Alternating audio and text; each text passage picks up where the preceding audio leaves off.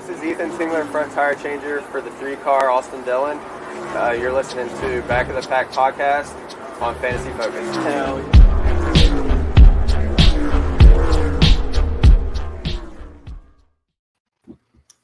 What's up, everyone? Welcome to episode number 26 of the Back of the Pack podcast here on Fantasy Focus, brought to you by the Original Hooters. We are post Big Machine Hand Sanitizer 400 at Indy. Harvick takes it home again. My boy Denny crashed, unfortunately, but we're headed into the Quaker State 400 at Kentucky. How you gents doing? Doing great. It was an entertaining race at Indy. A lot of action, a lot of storylines to follow, and we've got 5 or 6 races ahead of us in the next 5 or 6 days. So a lot to look forward to, and excited to dive into it. Yeah, should we be shocked that Hamlin had a solo crash on the Big Loop 400 track?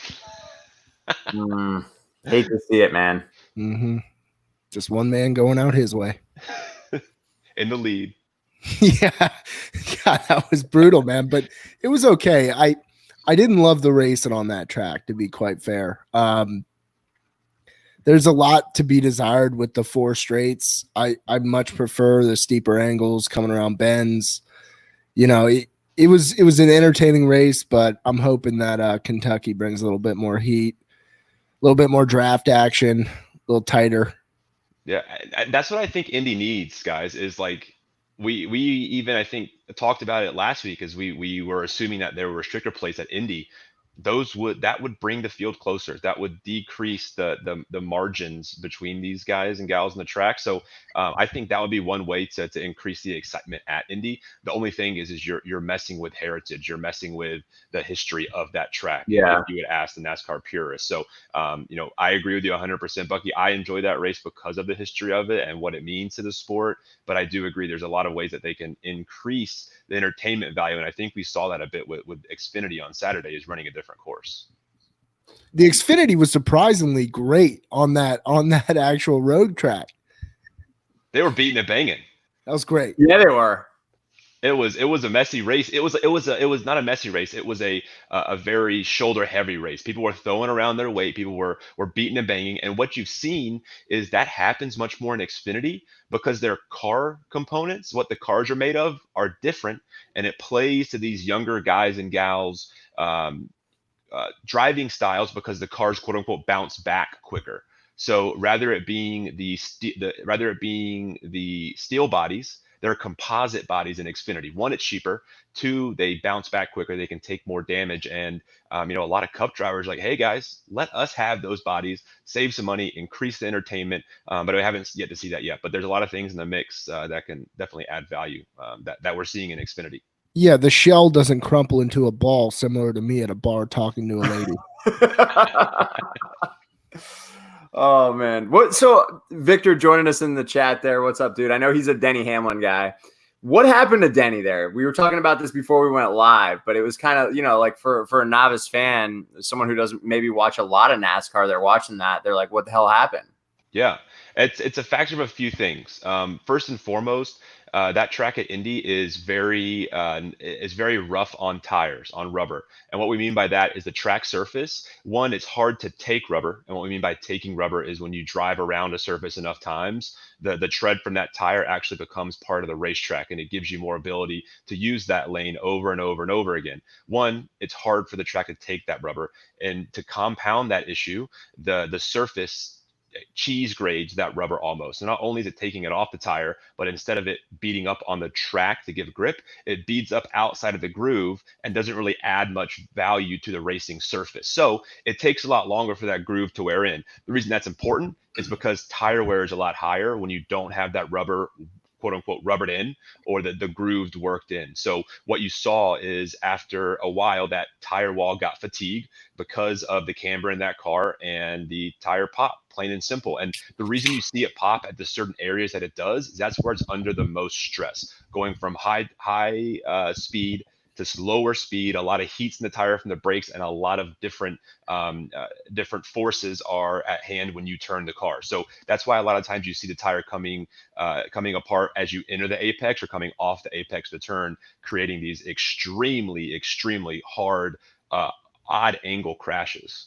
But you would think that the guys up in the pit would be aware of the fact that that's grinding so low based on pressure points. So was it just the nature of the beast with Harvick kind of charging and saying, we're just going to have to finish this out in the tires we got? Yeah, it shows you what a win's worth in NASCAR. There was a lot of radio banter back and forth of vibrations, and when as you guys have been watching more NASCAR, have you heard the announcers and the anchors like talk about vibrations? Vibrations are usually issues with the engine, the power source, or the tires. And there's a lot of drivers who are experiencing those vibrations, and you either have to kind of go with your gut and say, hey, this vibration is getting bad enough to where I don't want to risk it. Or you're in first place and you're thinking, you know what, a win's worth a lot in NASCAR right now. I have 4 or 5 under my belt already. I'm going to risk it for the biscuit. But what is even more challenging to think about and kind of forecast is, what do all those drivers behind Denny do when the yellow comes out with such few laps left? Are they worried their tires are going to pop because of a similar situation, or are they going to say, you know what, I'm going to stay out here and risk it? So it's a lot to balance and a lot to consider, and that's what makes NASCAR so interesting and exciting to me. All these different intricacies and cards to play, depending on the situation. May that be tires, fuel, wedge, whatever that is. There's so many variables at play to impact your outcome. When I hear the vibrations, I think of Molly Shannon in Talladega Nights. The vibrations for the God. Yes, I love it. Oh man, what a scene! Oh man, love it. Your boy Kenseth almost pulled it out there at the end there. I'm telling you, man. But Harvick just shot out of a cannon, man. He's running hot. It's that Mac Diesel 42, buddy. He's got pure Mac sauce in that tank. He's just burning pure. And they just dumped McDonald's Coke in there. That's what he's going to shake in victory lane. Just a bunch of Mac sauce. That would be awesome. Oh, God. I like that you pointed out Harvick shooting out of a cannon. So we saw that all day. Is off the start, he just blasted off. And on that last run, you heard the anchors talking about his car being trimmed out. And what that means is he has a lot of downforce. And he has a lot of downforce that helps you at the beginning of a run when you have the grip in the tires. If you have a lot of downforce towards the end of the run, that is not as beneficial because you cannot control the downforce of that car with your shit tires, especially at a track like Indy where you're eating it up, as we just talked, where you're eating up that rubber like we just talked about. So if he's trimmed out, his goal as the driver and the team, they expect him to be at the front of the pack about every restart. He would get a lead and be able to maintain it. And the difference between the clean air and the second place car not being trimmed out would be the difference in winning the race. So they assumed that the clean air and having a trimmed out car, even losing speed halfway through a run, would be better than the non-trimmed out cars who would hypothetically get faster compared to him throughout the run. So a little bit of a mind, bottling some minds here, but hopefully that makes sense. I mean, these guys are just dominating right now. I just don't understand why every crew isn't taking the same approach. Yeah, there's something that they know that we don't. And when you look at this, the finishing order, you see Harvick, Stewart-Haas Racing, you see Almirola, you see Custer. 3 of the top 5 from Stewart-Haas Racing. These guys are coming up the field. Ford seem to be the new Toyota and kind of taking the reins in NASCAR. And I think that Stewart-Haas Racing, I had a hard time saying that today, they are the new Joe Gibbs Racing. With the exception of Denny Hamlin, not many other teams have much to be excited about over the last few weeks. Yeah, I'm with you on that. I mean, I feel like from a gambling perspective, if you're getting into betting on NASCAR, there's probably not 2 safer guys to bet on right now than Harvick and Hamlin. Agree. And what's going to even be more of a challenging play here for bettors, for gamblers, for odds makers is historical information here. So history suggests Kyle Busch, Martin Truex, Keselowski are the guys to beat here, and those are not the ones who have been leading the laps the last couple of weeks. Keselowski had a great run last weekend, finished second, another quiet kind of race, but he's one of the drivers who's won here in 2 manufacturers, between Ford and Toyota, but he's in a Ford now. I think between Keselowski, between Harvick and Hamlin, those 3 are going to be the favorite going into the weekend. If you're to kind of throw the historical data out of the window, that suggests Busch and Truex are the gold ponies here. And you say that even with Busch on the pole. Yeah, I mean they haven't shown anything. The only thing that I'm kind of torn on this, right? So we saw Harvick get out front. Clean air means a lot. The same thing could be found for Kyle Busch. We just haven't seen him up front. He hasn't been used to driving up front in a fast car. Like, he could be out of his mojo, or he could pick it up just like, another day on the track. So I'm not betting on Kyle Busch. I don't think that he has a winning car or the winning attitude right now, even though that sounds kind of squarish, but he's not there like he used to be. Yeah, I mean, he's not there like he was at the beginning of the season. Yeah, something's up, man. Yeah. Something's even more up with Joey Logs. Why That's you what say I'm that? calling him from now on. But he's my guy, but he's no longer Joey Logano. He's just Joey Logs. Joey Law. I like it. Why though? Why is he? Joey Logs? Because he sucks. Why? I thought you said he's having a bad time. Why? Just because he's not explosive.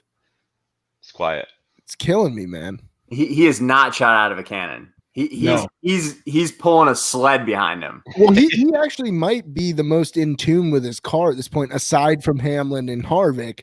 I'd say his driving has been top notch. It's just his car's not keeping up down the stretch, man. Yeah, he doesn't have what some of the other cars have, and that's the real appeal of NASCAR to a lot of the fans, is to see these storylines play out and to see how these different teams can play different cards and take advantage of their strategy. But it's been interesting to see a lot of these cars be very strong. I hope that we have other challengers who start to learn from these cars' success and steal some of their secrets, if you will, because in NASCAR, cheating is, of course, strictly forbidden and against the rules. But the person who is winning every weekend, they're doing something that others aren't. They're not cheating, maybe, but they're bending the rules. There's things going on with those machines that they've found out that others haven't.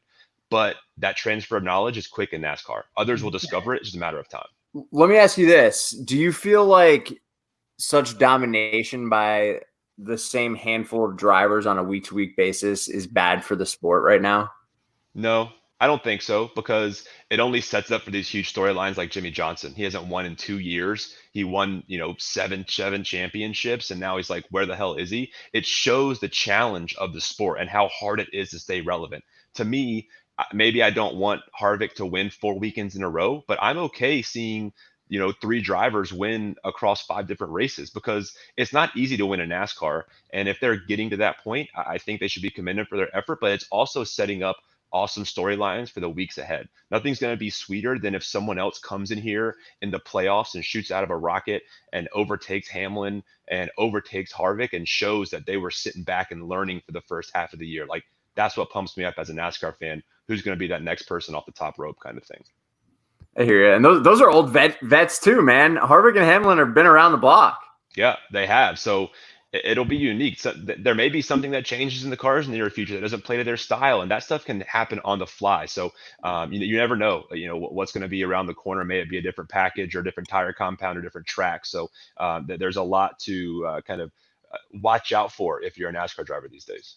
For sure. And I'm with you on SHR. Like, if you're listening to this and you want to make some top 3 or top 5 bets, Almirola has been real hot. Like, he's absolutely crushing. He's had like 5 or 6 top 10s in a row. Some stat like that. He's just been Mr. Consistency after being Mr. Underperform for so long. So they found something out in that Ford shop. For sure. And I love me some Cole Custer. I mean, there's not a better NASCAR name than Cole Custer.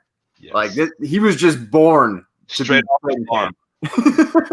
See, I think Almirola feels a bit more comfortable in the traffic rather than leading. I think that's a big component of what's happening out there. He's just impressive weaving through traffic. He quite a few times in Indy, he was taking the high road, taking the high angle. And that's what it's going to take on these tracks. It's not always going to come cutting the corners as tight as you can. Right. It's about finding your draft angle and hitting it where it is and using that draft momentum, whether it's high, whether it's low, wherever the hole is. I think he did a wonderful job of that last weekend and the weekend before. And so I think he's a guy to keep a very close eye on in this race in Kentucky. I like that. And we talk about someone who's so consistent, and it's unique that you point out his comfortability in the pack. So to give you a little bit of context here, before Bubba Wallace started driving for Richard Petty Motorsports, Almirola drove that car. So he came from a vehicle that was mid to back of the pack by industry standards. So a lot of these drivers didn't spend a lot of time at the front of the pack. He won one race in that car, I think, at a restrictor plate track. So that wasn't like you have the command like a pitcher, right? You have pitchers that have command, like the Harvicks, that can go out there and lead 3 stints, have pit stops, and keep that together. Maybe it's a better representation for Hamlin. He can pit, he can get out, take wins, he has that command. Some of these drivers who don't have that experience at the front of the pack leading just don't have that command. So that would be a cool stat to see on Racing Reference, is that quote unquote command, some kind of consistency, because Almirola is that guy. I think he's comfortable in 2 to 7, but once he starts breaking out, he has a hard time setting and maintaining pace and saving that equipment. He needs folks around him to set that pace for him. I think it's more relying on others to kind of show you the way and then take your angles where you get them, as opposed to being the guy, like you said, with the control, setting that angle. Because I mean, I can tell you from virtual experience, it ain't fun leading a race, man. You feel like you're on an island. Yeah, where am I? You got to keep cool, right? Yeah, where's everybody else? Like, am I coming in too hot? Am I coming in too slow? Am I yanking on the gear shaft a little bit too hard here? I mean, yank on the gear shaft too hard. Right? The yanking on the gear shaft just comes with experience, right? I mean, you got to know, you got to have the right time. They're not yanking on the gear shaft. It's a form of speech. Yeah. I think it's exactly right. You have to learn when to push and when to pull. And you saw it with Hamlin. When he got out in front of Harvick this weekend, it wasn't a huge gap. He was maintaining it because he knew in dirty air, Harvick's car wasn't handling as bad. So he kept a 1/3 to half second margin, and he kept that air dirty, but he maintained speed to keep in front of Harvick without blowing his load.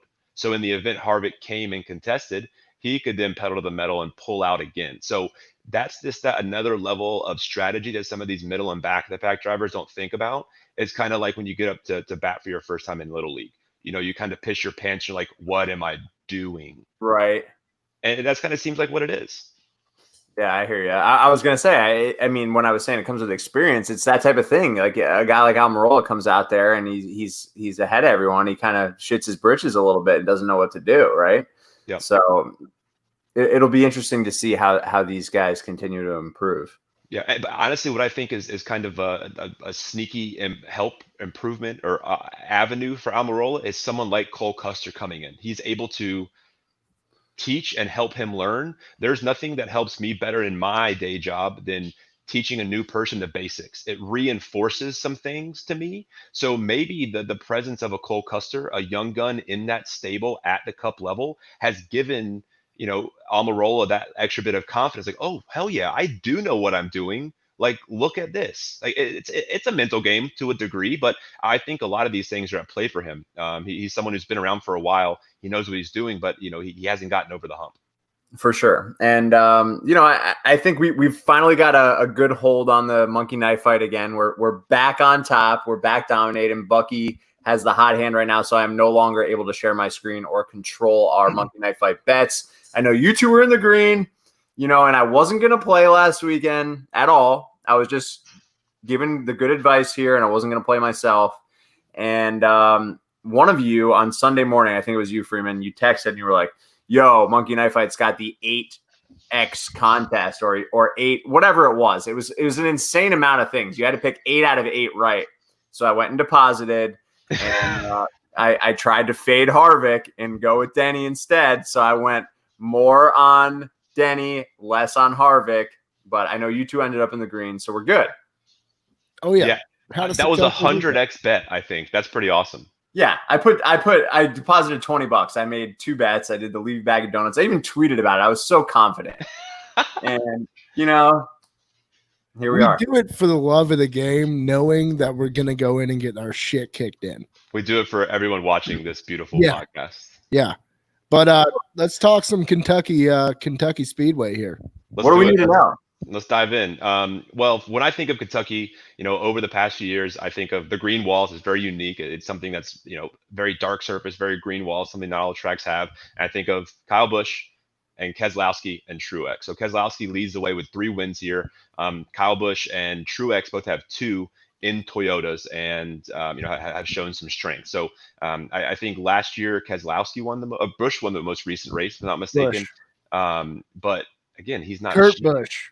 Kurt Busch did. That's right. So last year, as I remember now, so actually that was a crazy celebration. He pulled his whole team down the front stretch, which was badass. But this is a track that I think will go very hard against historical data that we use on Racing Reference and a couple of these other websites, because Toyotas aren't the cream of the crop right now.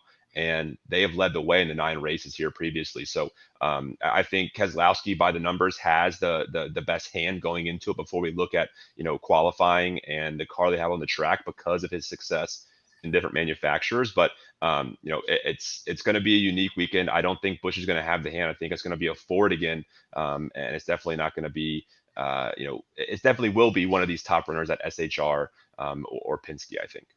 Yeah. And as far as the track is concerned, we'll tune to Mr. Cliff Hamstake III. Track is a cookie cutter. It's a nice speedway. Same layout as most tracks. Similar to Atlanta in its shape, but you don't get near the speed that you get at Atlanta on this track.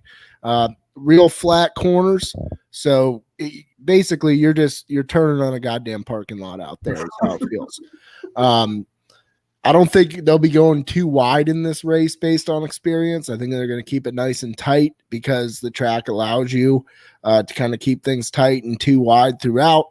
Where I look for some good action is right past the finish line there. It kind of tightens up on an angle, which is a little bit different than some of these cookie cutter ovals. And I don't know about you, Freeman, but I'm looking forward to just some good old-fashioned oval racing, getting back to our roots, turning left real good, not 8 times, but twice. Right, not 6, not 8, but 4 turns. Yeah, this will be good with 4. Yeah, I'm looking forward to it, and I think that the unique aspects of the track you pointed out add elements that other racetracks haven't had over the past few weeks. We're going back to what NASCAR is known for racing, is cookie cutter ovals, but like you talked about, that kink in the dog leg, you're going to see a lot of people coming over noses, when they're making their approach on the track, and that makes for hurt feelings, bent bumpers, and ill handling cars, and that creates a lot of entertainment. So I think that we will be a lot more close quartered, smaller track than the last 2 weekends. So we're going to be more lap cars, more passing. I just want to see a lot of lead changes. We may not see it here at Kentucky, but I just want to see racing on the track in action, like we're going to see on Wednesday when we go to Bristol for the All-Star race and the All-Star Open. So hell of a week ahead of us between Kentucky with 4 different races, and then we're going to Bristol on Wednesday. Bristol's phenomenal. Oh, I can't wait. I don't. We can probably talk about this more on Monday or Tuesday when we go live again before Bristol. But I don't know if you guys saw any of this underglow lighting in these cars. Have you seen this? What is that real? Are they going to race like that? Yeah, this is like just no holds barred. We're going to try all kinds of rules and spice things up and see what works. So NASCAR has been very smart in implementing changes in the All-Star race, a year or 2 ahead of them releasing in the actual circuit. So they get to test them. They get to see what the appeal is. And again, it's cosmetic, but if people like it, then who cares? Yeah. Well, let's save the All-Star talk for Monday night though, because I want to go back to Kentucky and talk more about. Let's look at who Vegas thinks is going to win this.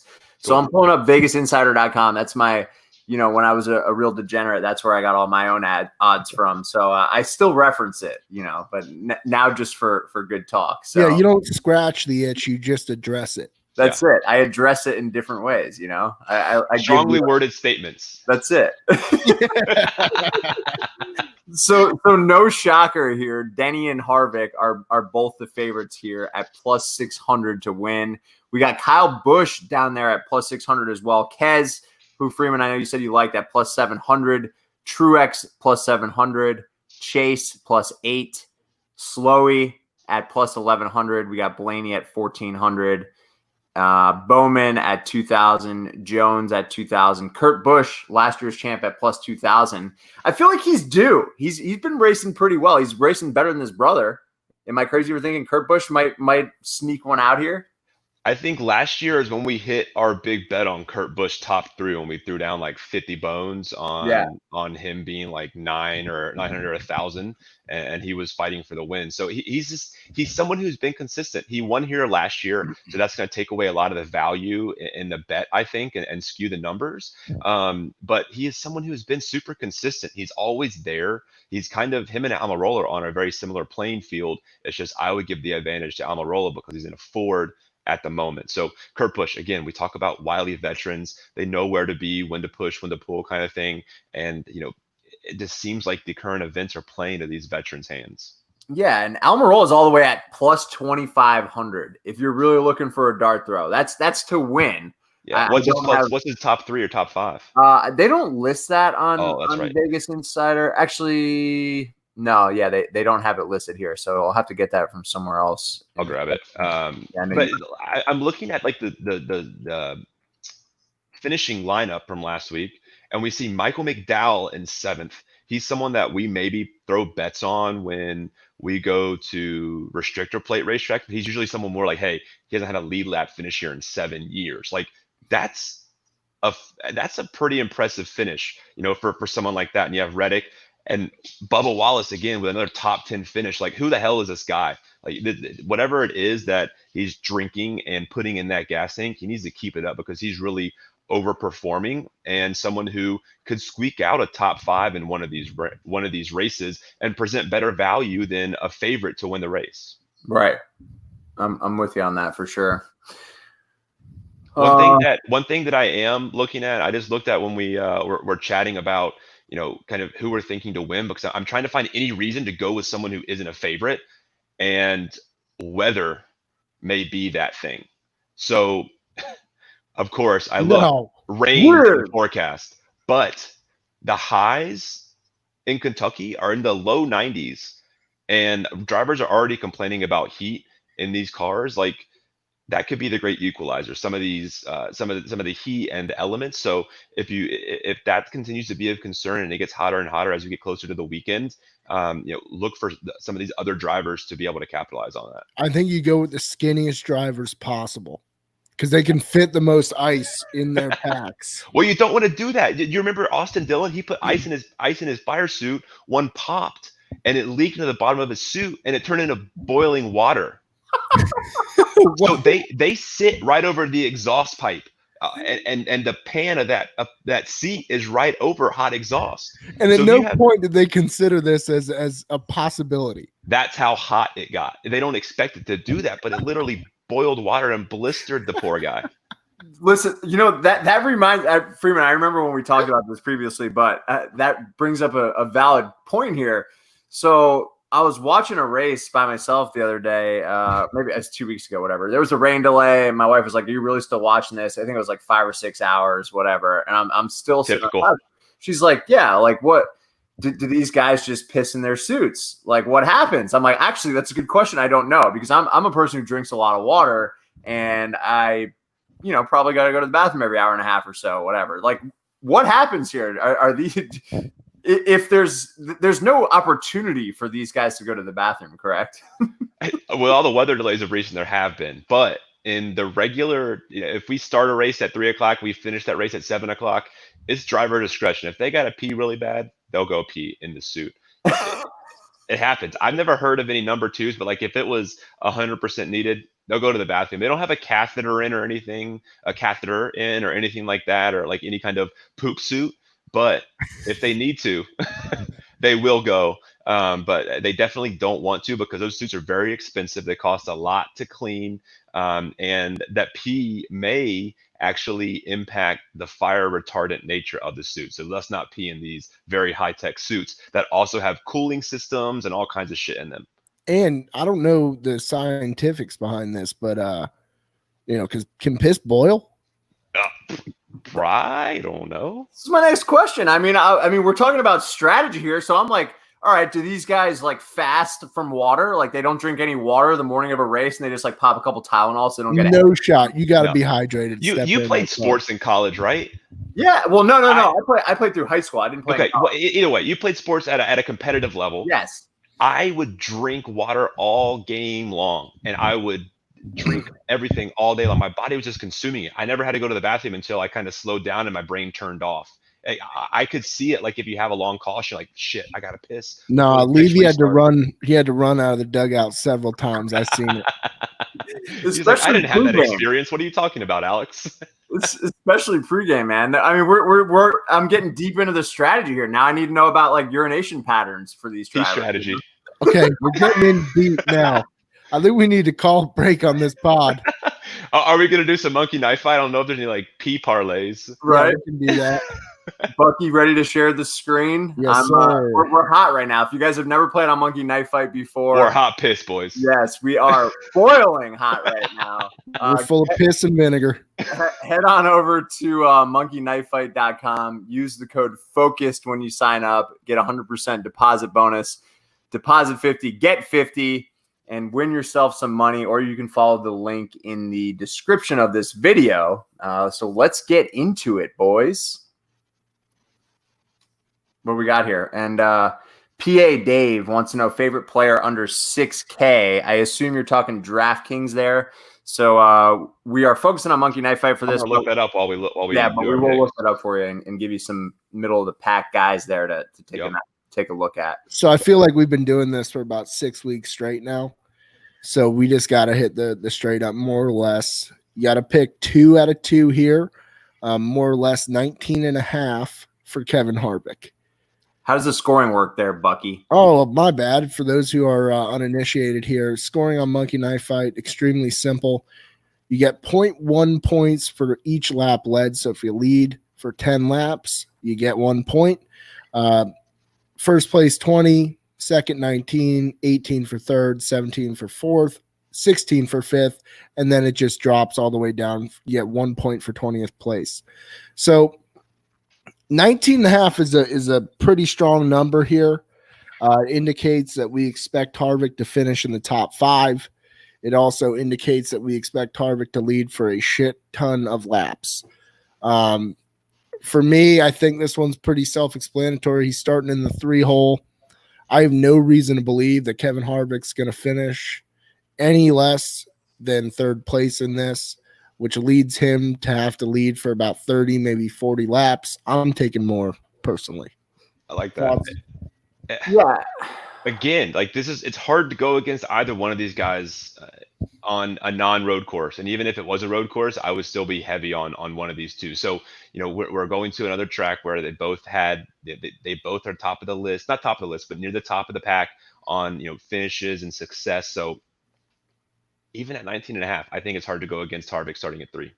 Yeah, there's just no way that, and I know I contradicted myself off air and tried to fade Harvick last week, but we were on the more before during the video. So yeah, I'm not fading Harvick on this. There's just no chance. They make this hard though, man. It's every week. It's Harvick and Hamlin, and these guys are just absolutely dominating. So it's hard for me to say less on either of them, honestly. Yeah, I'm going to go Freeman here. What are your thoughts on Hamlin starting in the 12-hole? I'm going to just go less here. Yep. Hamlin sounded defeated last week. Like he put a lot into that race, and he usually is very upbeat, even when he has down times like that. But the Indy race is a crown jewel. That's going to, kind of take him out of contention, and not take him out of contention, but he lost that mental supremacy, if you will, I think. Yeah. I mean, if we've said this before about Denny, though, I mean, he's one of these guys, if he's starting at like 25, he can still win the race. You know what I mean? Like, yeah. I get what you're saying. And of course I will get on board here. I think it makes more sense if we're not going to take both of these guys to be more, meaning they're probably going to finish top 3 to top 5. Then I would lean Harvick over Denny here as well, as much as it kills me to say. PA Dave, thanks for subscribing there, buddy. Appreciate the love. And if you guys are enjoying the video, make sure you hit that like button and subscribe if it's your first time coming across. And if PA Dave's still in the chat here, so just a quick little tidbit for our buddy PA Dave. So depending on what platform you're on, I'm looking at a couple aggregates for some of these DFS websites and values. A lot of them have Ryan Newman between 6,000 and 6,200. If you can get Ryan Newman at or around 6,000, I would say he presents the best value. Someone like a Chris Buescher at 5,900, is close. I think as you start getting to a Michael McDowell, and even if you get lucky for a Ty Dillon or a Ryan Preece at that value, they're still a coin toss. So if you can get Newman, he's someone I think you can have a consistent finish. You'll have some fast laps towards the end of a run. He's a very witty driver, and he knows how to get some of those mid pack fast lap points that are kind of sneaky in those games. So that would be what I would say. So if you have any other questions, feel free to shout them out, and we'll dive in. So this is, you got to get 2 out of 2 here, and it's triple your buy-in. So my buy-in is 5, prize $15. I'm going in on it. This one's tough just because you have the 2 top competitors in the game right now. Yep. Love it. We also got a Tony Stewart fan in the house. NC Fire, thanks for joining us, man. Love to see a Tony Stewart fan. That's my guy. Yeah, and I hope NC is North Carolina. That's where I was born and raised. North Carolina represent. What's up? Yes, love it. What we got next, Bucky? Trying to get back to the Quaker steak here. There we go. There it is. Oh, and then PA Dave, we haven't done Monkey Knife Fight for the Xfinity series, so we've been sticking to the Cup series for this platform. Yep. All right, so the ones that we also like here, and honestly, let me go back a little bit here. Do a good old 3 or 4. There we go. So this is 3 out of 4. All you need is to hit 3 out of these 4 for 2.5x your buy-in. You got Kevin Harvick, we've already stated. I truly believe in this man. Shot out of a cannon, race after race. Mr. Consistency, Mr. Shout out my sponsors, shout out my mama, Kevin Harvick. Yeah, and one bit here to help you be more convinced in Harvick's upside here. He's starting 3rd. Inside lane. Depending on if they put compound down or not, that may play to his advantage too. And you could see him, leading after the 1st or 2nd lap. So yeah, just jet out of there like wildfire. I'm going to go Denny Moore here because of the 3 out of 4 component. Yeah, I think that makes the most sense because I know if you're watching this, you just say, well, why on the first one did they say less, right? But that was head-to-head. We had to get 2 out of 2. In a 3 out of 4 scenario, I also lean the more for Denny here at 18.5. Yeah. And then for these last 2, even with Busch, we'll start from the back. Starting at 1, I haven't seen enough out of the car. 16.5 is a lot of points for a guy who's been racing the way he has. Yeah, especially for someone who hasn't been at the front. We talked about it with Amarola. It kind of seems like he's uncomfortable up there. Imagine being, the running the crew and then being put in the back of the house for a bit and then coming back up front. You're going to have a little bit of rust. You're going to forget some of those things. He doesn't have the edge he used to, and I think that less is a good play here. Yeah, I'm on board with that 100%. I am off the Kyle Busch train for several weeks / months at this point. I want no part of Kyle Busch. I am keen on Kurt Busch, but not Kyle. You like the old bull. Dude, I love the old vets. I don't know what it is with me, but I just love me some Harvick, some makes Danny. You feel young there, Levy. I mean, Kyle Busch is an old gun too, man. Yeah, but he's a dickhead, so whatever. It's so funny. Kurt's just like this classic old Southern boy, and then you got Rowdy Busch. All right, Chase is. I'm in a mental pretzel here with Chase. Oh, I know. Chase is such a he's a bookmaker or a book owner's best friend because he's just so easy to overplay. I don't know, man. I'm looking at the starting lineup. Where is he coming from? Starting at the 8-hole. Yeah, and I mean, when it comes to historical success, he doesn't have, he hasn't been in the series a long time, so that's one kind of tick. And there hasn't been a lot of data points on this track, especially for Chevy. While Kurt Busch won last year as a Chevy, again, I think the power's in the Fords here. I just don't see it. I don't see him finishing in the top 3 or leading an excessive amount of laps. I'm with you on that. He's just an amoeba wrapped in an enigma. He's hanging out. He's maintaining is what he's doing. He definitely cooled down. You guys know I love me some Chase, but I am on board with taking the less here. I mean, the Vegas odds have cooled down on him. The Monkey Knife Fight numbers have cooled down on Chase.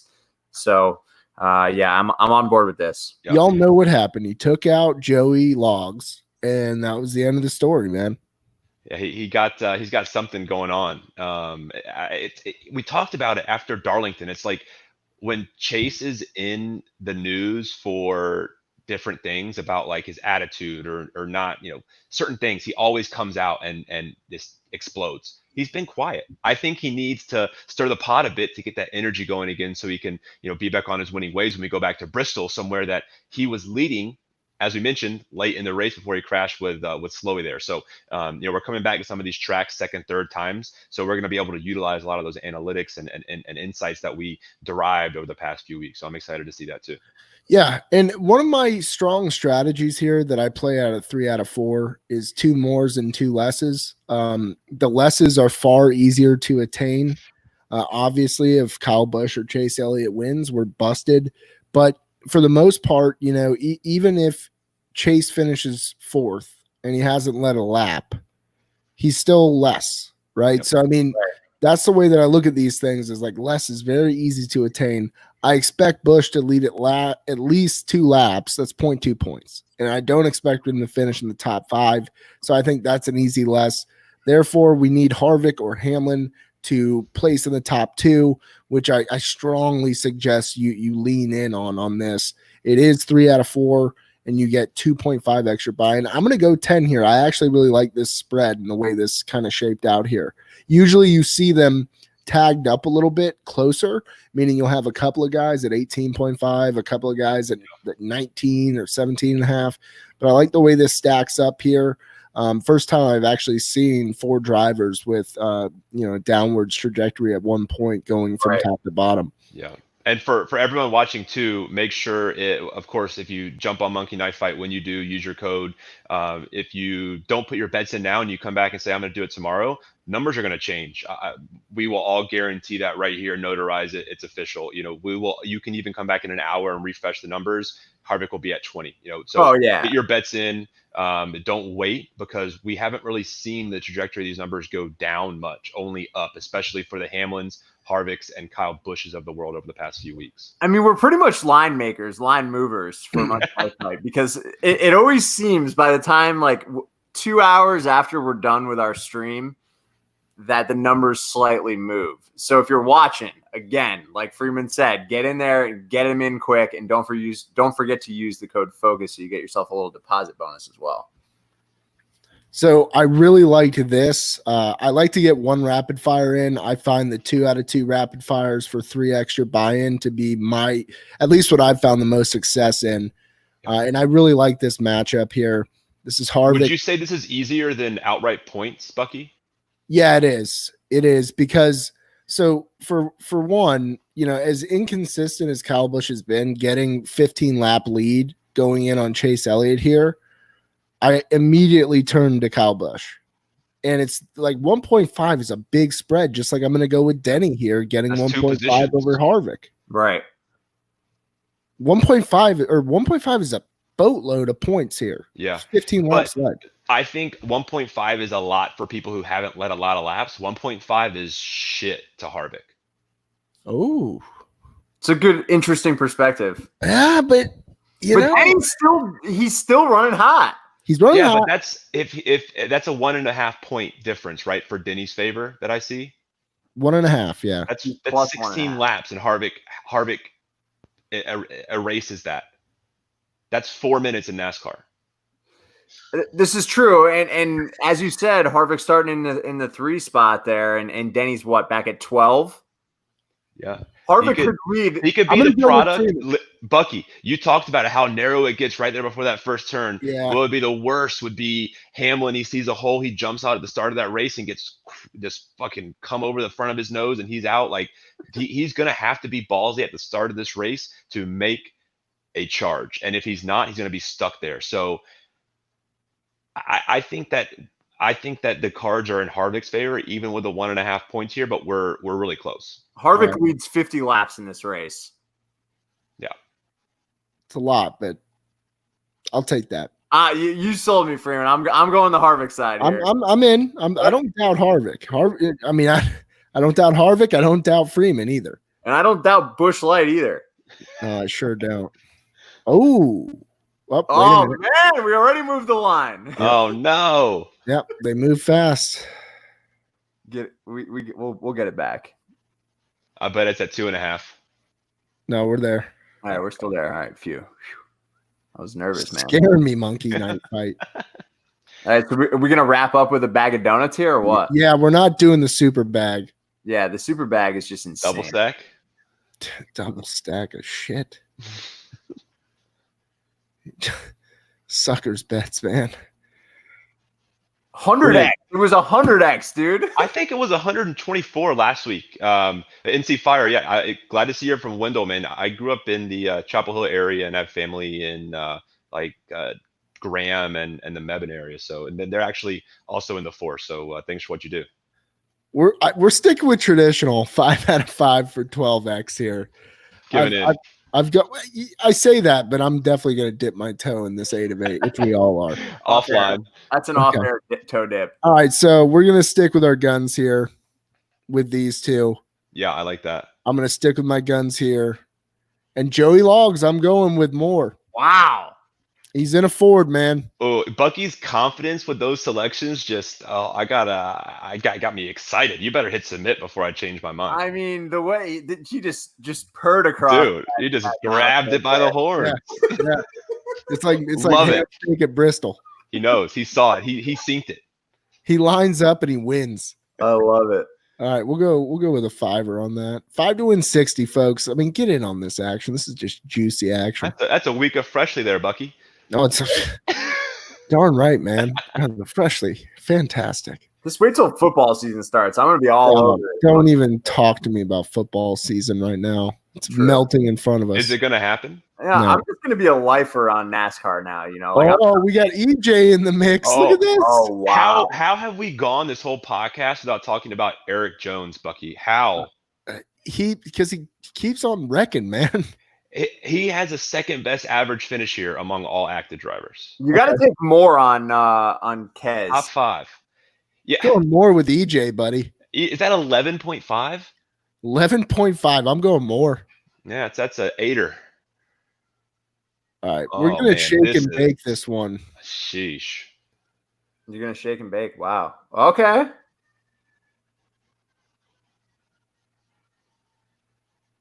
Ooh, it's hard to go. Ooh, is that 15 or 16? I gotta go less.